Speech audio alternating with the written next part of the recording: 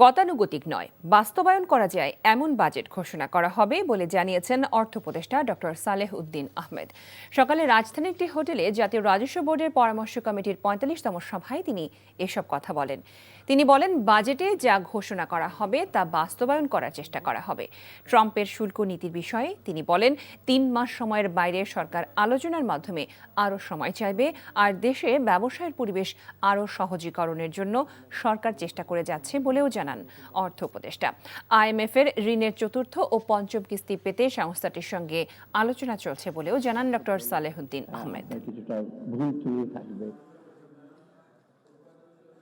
IMF-টা চিন্তা করছি আমরা, এখনো ইসে হয়নি, তবে we are not very worried about that. আমাদের ম্যাক্রো ফান্ডামেন্টালস, আপনাদের ব্যবসা বাণিজ্যের ইসের ফলে কিছুটা আমাদের সার্বিক অর্থনীতি, সামষ্টিক অর্থনীতি ভালো হয়েছে। We look forward to that and we are looking to the private sector. Bundle থাকলে প্রতি সেনমানিতে টাকা বাঁচবে। বিকাশ সেনমানি বান্ডেল কিনে জিতুন প্রতি লেনদেনে।